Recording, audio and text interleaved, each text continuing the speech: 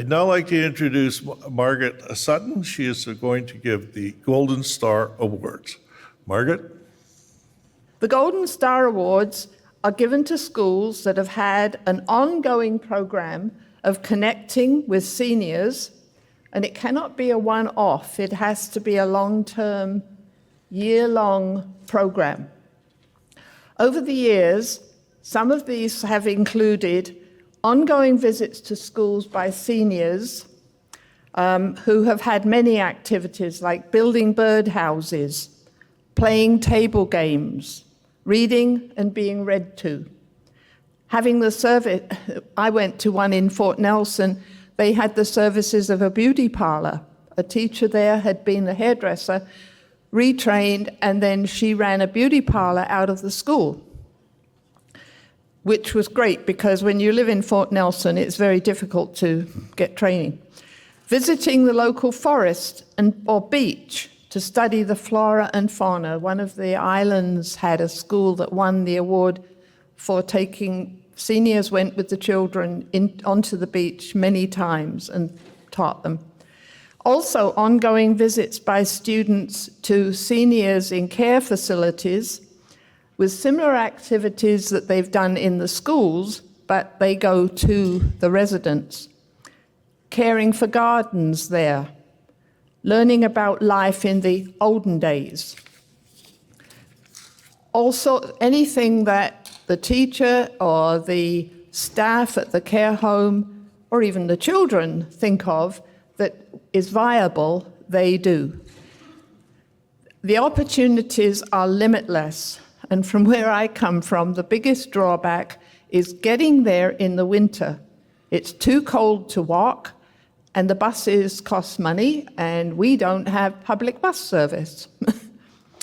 Applications for the year have to be received at the office by April the 15th, and then they're judged to determine that they fulfill the criteria, and then, if there are enough entries, which ones will be successful.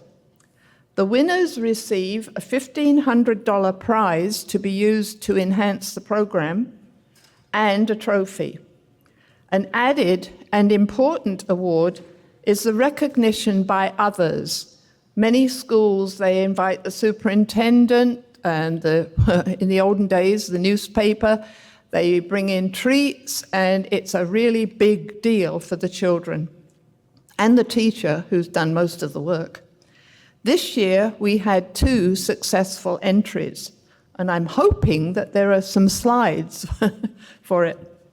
Arnie went to... There you go. You can see it there. Oh, if I was tall enough. Anyway, that one on the screen is, as you can read, Greenwood, which is down the west of the Kootenays, down near the border. And Grace went there, I think it was 178 kilometers she drove from her home to this place to visit the school where they were doing a program, well, as you can see, it was about Advent, which whether you believe in Advent or not, it was a lengthy program that was worked on between the children and the seniors. And I know Grace really said she really enjoyed the trip. It was worth going to see those children. And then the other one was Arnie went to, did you say Maquina? Maquina School in Port Alberni. I don't know how far he drove. I don't think it was so far. Anyway, and theirs was called Senior Guest Story Time. And the things you can do, the children can do with the seniors are limited only by one's imagination and planning. So, we don't have anybody here to give the award to, do we? No. I've got some slides. Oh, Arnie has some slides. Good. Okay, and that was this year's winners. But I'm telling you all this so that, you, if you're grandparents or you have friends who are teachers, you encourage them to do this. It's a huge relationship building between seniors and children, and the children absolutely love it. And it really helps seniors who are in care homes to get out of their own, to enlarge their lives somewhat. So please, please, if you have anybody that you know in the schools, encourage them to apply for this by April the 15th. All the information is on the Golden Star website, not the Golden Star, on the BCRTA website. And if you scroll down right to the bottom of the website, you'll get the initial information there. Thank you.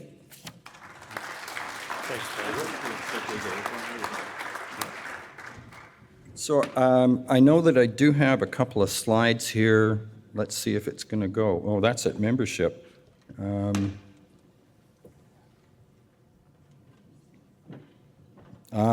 Okay. If I go back, I think maybe they're there. I don't know. Yeah. So I got the privilege to go. Yeah, I am colorblind, but I've pushed it a few times and it didn't want to go back. I guess there's just one there now. Okay. You can see a number of the kids at McKenna, Lori Souther. You know how when you walk into a classroom, you can just tell, like, the hum is just amazing and the kids are just into what's going on. The senior guest story time was a number of seniors come into the classroom and read to the kids. And it was absolutely phenomenal in terms of just that rapport that all of the people who were coming in and during the day when we were there, all of us old folks were sitting along near the window and the kids were all doing stuff. But the one thing that I thought was just incredible about the program was a few of the readers were sitting there and something was happening over here and they were just going, oh, this has to happen again next year. We just want to come back. We just want to keep doing it. Like, it was just absolutely great. The pandemic made quite a difference in terms of just that kind of connection, but it's come back. Last year, there weren't lots of applications, but hopefully if you talk it up in your branches and in your local school districts, there'll be more applicants this next year. Thank you.